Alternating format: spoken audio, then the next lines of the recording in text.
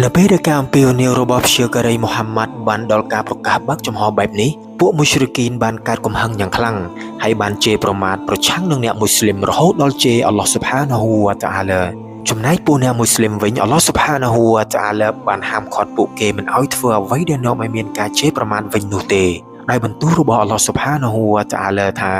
ចូលកុំជេរប្រមាថអ្នកដែលពួកគេគោរពបូជាក្រៅពីអល់ឡោះឲ្យសោះក្រែងលោពួកគេជេរប្រមាថអល់ឡោះស៊ុបហានាហ៊ូវតាអាឡាទាំងបំពេញដោយគ្មានចំណេះដឹង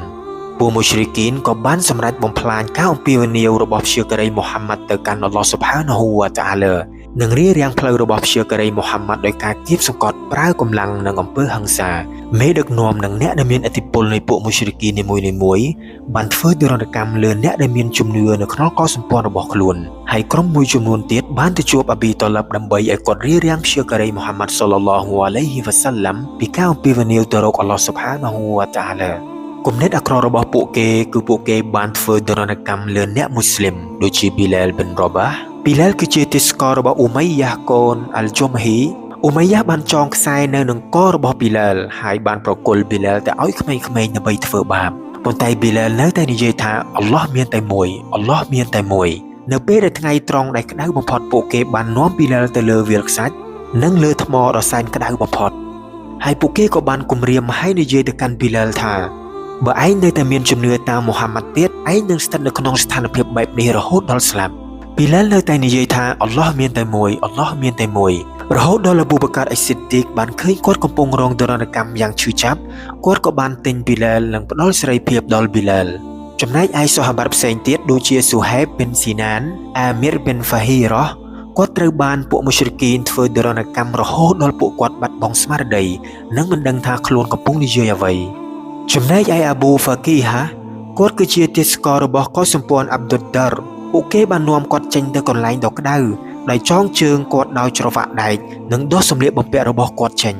ហើយបានដាក់គាត់នៅលើវាលខ្សាច់រួចដាក់ដុំថ្មដ៏ធំលើខ្នងរបស់គាត់ដើម្បីធ្វើឲ្យគាត់មិនអាចរើបំរាស់បានពួកមុស្រិគីនបានធ្វើបែបនេះរហូតដល់គាត់សន្លប់រហូតដល់អប៊ូបការបានឃើញគាត់ក្នុងស្ថានភាពដែលគួរឲ្យអាណិតខ្លាំងបំផុតនោះអប៊ូបការក៏បានទិញគាត់និងផ្ដល់សេរីភាពឲ្យគាត់ចំណែកឯខបបាប៊ិនអារ៉ាន់គាត់គឺជាជាងដែកនៅពេលដែលគាត់បានចូលកាន់សាសនាអ៊ីស្លាមម្ចាស់របស់គាត់បានធ្វើទរណកម្មគាត់ដោយភ្លើងគេបានយកដែកក្តៅឆ្អិនមកដាក់លើខ្នងរបស់គាត់ដើម្បីបង្ខំឲ្យគាត់បោះបង់ជំនឿលើអល់ឡោះស៊ុបហានហ៊ូវតាអាឡាប៉ុន្តែនេះមិនបានធ្វើឲ្យគាត់ចោះញោមនោះទេផ្ទុយទៅវិញវាកាន់តែធ្វើឲ្យជំនឿរបស់គាត់និងការប្រគល់ខ្លួនរបស់គាត់កាន់តែរឹងមាំខ្លាំងទៅចំណែកឯម៉ូសអាប់ប៊ីនអ៊ូមែរគាត់ត្រូវបានគេធ្វើទរណកម្មដោយសារជំនឿរបស់គាត់ធ្លាប់ជាមនុស្សដែលមានជីវិតសុខសាន្តជាទីបំផុតនិងជាអ្នកដែលមានទ្រព្យសម្បត្តិច្រើនប៉ុន្តែនៅពេលដែលគាត់ចូលសាសនាអ៊ីស្លាមម្ដាយរបស់គាត់បានហាមឃាត់គាត់មិនឲ្យញ៉ាំអាហារនិងផឹកទឹកនិងបានបណ្ដេញគាត់ចេញពីផ្ទះស្បែករបស់គាត់បានប្រេះនិងរីងស្ងួតប្រៀបដូចជាស្បែកពស់ដែលកំពុងសចំណែកឯអាម៉ឺរកូនយ៉ាស៊ីរម្ដាយរបស់គាត់ឪពុករបស់គាត់ត្រូវបានពួកមុស្រិគីនធ្វើបាបយ៉ាងខ្លាំងពួកគាត់គឺជាសម្ព័ន្ធមិត្តរបស់ត្រកូលបានីម៉ាក់ហ្ស៊ូមដោយដឹកនាំដោយអាប៊ូជាហិលយ៉ាស៊ីរដែលជាឪពុករបស់អាម៉ឺរគាត់ត្រូវបានពួកមុស្រិគីនធ្វើទរណកម្មយ៉ាងខ្លាំងរហូតដល់គាត់បាត់បង់ជីវិត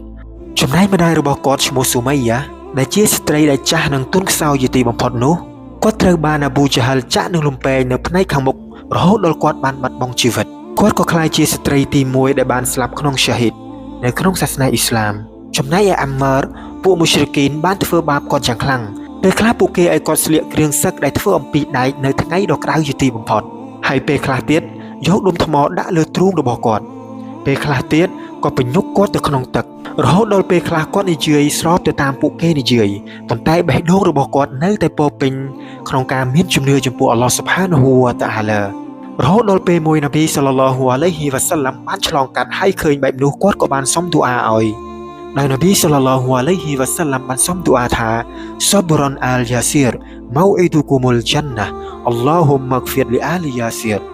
ចូលអត់ធ្មត់អោក្រុមគ្រួសាររបស់យ៉ាស៊ីរទីជួបជុំរបស់អ្នកកន្លែងរបស់អ្នកនៅក្នុងឋានសួគ៌អោអល់ឡោះស៊ុបហានហ៊ូវតាអាឡាសូមអភ័យទោសដល់ក្រុមគ្រួសាររបស់យ៉ាស៊ីរផង